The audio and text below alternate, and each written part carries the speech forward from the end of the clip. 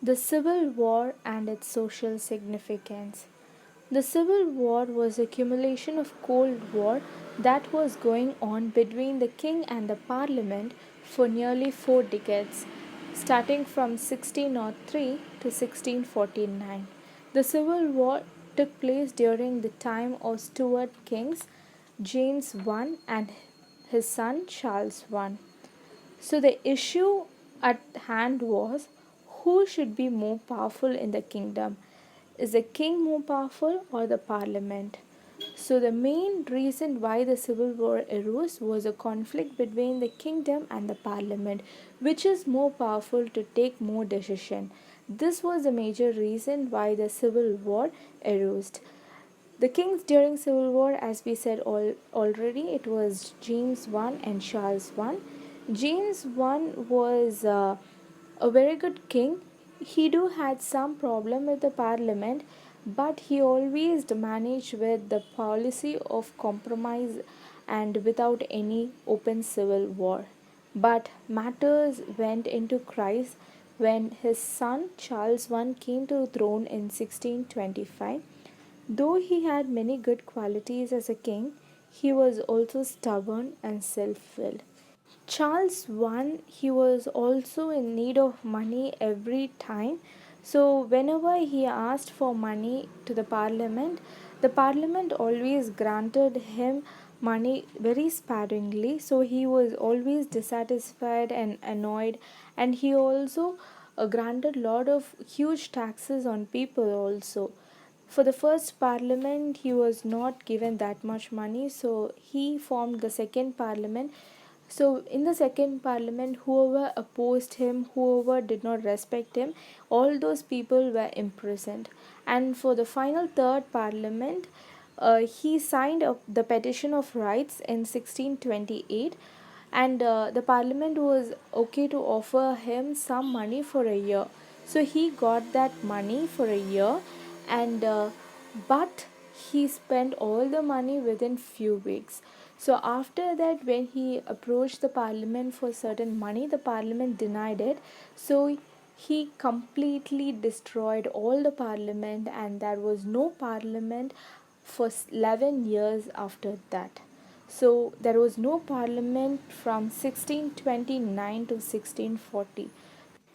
During his personal rule, he trusted only his close favorite people like Thomas Wentworth and Archbishop Laud. The entire civil administration was under the charge of Thomas Wentworth, who was later made as Lord Wentworth, and the Church of England was under Archbishop William Laud.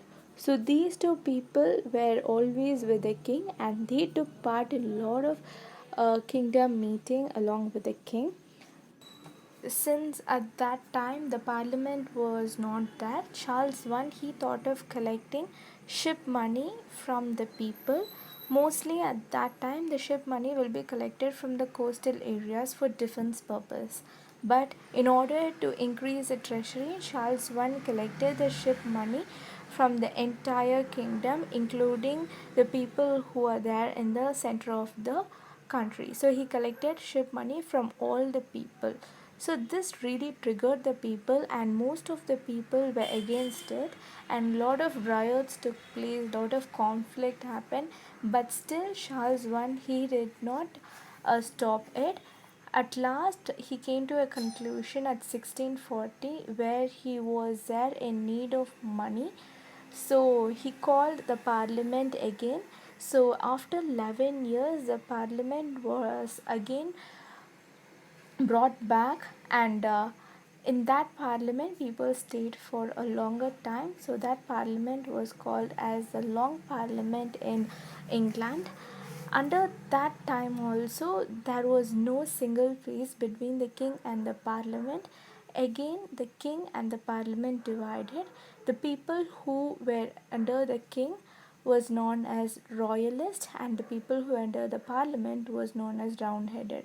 So the kingdom and the parliament was again divided into two, and the royalist they include people from wealthy class, high class, clergy, the Roman Catholic, and the pleasure seeking people of the country were under the royalists who were always with the king, and the common wage earners, the landlords, the merchants, the protestant, the municipal corporation, most of the people from House of Commons were with the Parliament side. So both the parties, both the Royalist and the Roundheaded, they were preparing for a war against them. So the war took place on 1642 on October 29th. So in which the Royalists who had the king's men under Charles I, they thought of entering into Oxford and going to England and attacking England from three different directions, from north, south and east, where Charles I believed that he already had friends in there, so they could help him. But the parliamentary people, the round-headed people, they did not have a particular great army, so they went and seek help from the Scottish army. So now the parliamentary people are united with the Scottish army to fight against the king's army.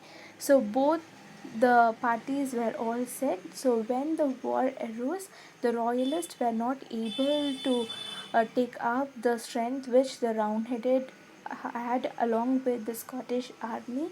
So after that, the royalists were defeated, and the Scottish army made lot of improvement in the parliamentary army.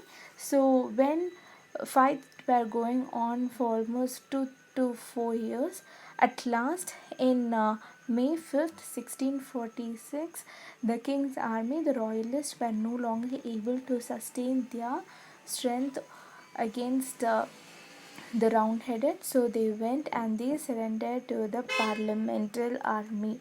So all the parliament and all the kingdom activities were handed down to the parliament on 30th January 1647, and the parliament was set by, and that parliament was known as the Parliament of Rome, and the first high court was set in England in January 1649, and that high court was known as the High Court of Justice, and that was 67 members.